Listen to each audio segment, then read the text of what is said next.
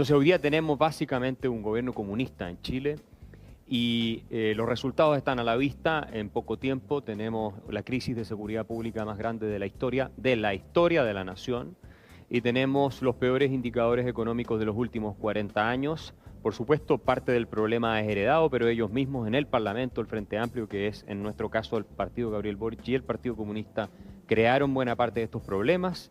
Y en consecuencia, Chile, que fue el país más próspero de las últimas décadas, los últimos 50 años, el último medio siglo en América Latina, y todos los indicadores lo reflejan sin ninguna duda, ¿verdad?, se está convirtiendo en otra nación fracasada más, impregnada de populismo, con niveles de seguridad completamente destrozados y con impuestos europeos, que es lo peor. Sí. Porque además nosotros tenemos impuestos altísimos y tenemos un Estado que está haciendo metástasis, una clase política cada vez más cleptocrática, que promete en nombre de la justicia social, ¿cierto?, que le va a sacar más a los que supuestamente tienen más.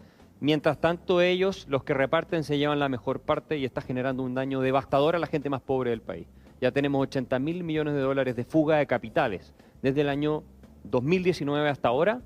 Eso es una cifra que nunca habíamos visto. Tenemos la inflación en 2 dígitos, tenemos un colapso en los niveles de inversión como no habíamos visto en décadas. Tenemos la devaluación del peso más formidable que hayamos experimentado también en décadas, y en consecuencia estas ideas populistas que vienen normalmente de las fuerzas de izquierda, estatistas, colectivistas y el socialismo revolucionario, están demostrando que también en el país más próspero de América Latina lo están convirtiendo en realmente un ejemplo de frustración, de fracaso y en un desastre muy trágico.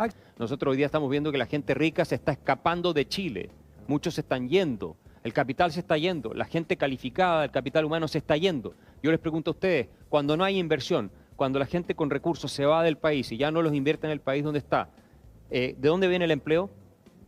¿Quién va a crear los salarios? Del Estado, como siempre, hasta que aguanta. Pero es que el Estado, claro, ese es el problema, que el Estado es un grupo de personas de carne y hueso, son políticos de carne y hueso, no es un Dios que flota en la estratosfera capaz de proveer todos los bienes y servicios que queramos. Y ese vive de nuestros impuestos.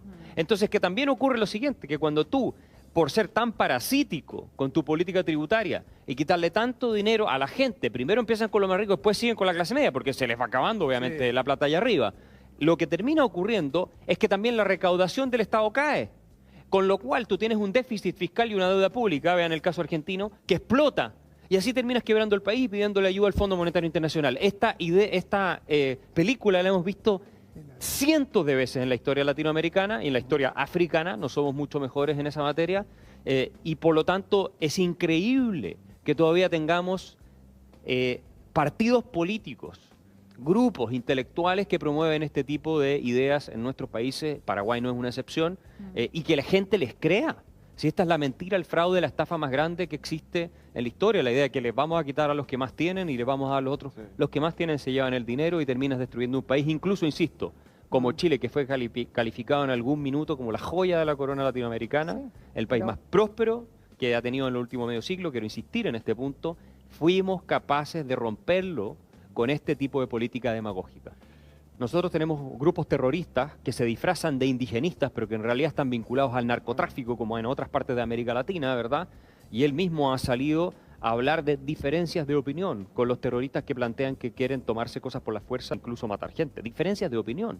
¿Cómo un presidente de la República puede decir que tiene diferencias de opinión con grupos terroristas? A los grupos terroristas se les persigue y se les elimina. Eso es lo que se hace en los países desarrollados. ¿Ustedes creen que pueden tener este tipo de grupos terroristas en Francia, en Alemania, en Inglaterra o en Estados Unidos? Es imposible. Nosotros en América Latina los metemos en el gobierno. Entonces, después nos sorprendemos que nuestros países son un desastre. En realidad hubo mucha gente que lo apoyó porque rechazaba más bien a José Antonio Kast más que lo apoyaba a él, no le gustaba la alternativa. Ahora probablemente están arrepentidos porque el desmadre que tenemos en Chile, el desastre que estamos experimentando, la incompetencia de nuestro presidente de la República, la ignorancia de sus ministros, las estupideces que les oímos decir todos los días, la charlatanería. Si Chile se convirtió de haber sido un país serio, con prestigio internacional, donde se admiraba su diplomacia, donde los presidentes tenían cierto estatus, a ser motivo de burlas, incluso entre nuestros pares latinoamericanos.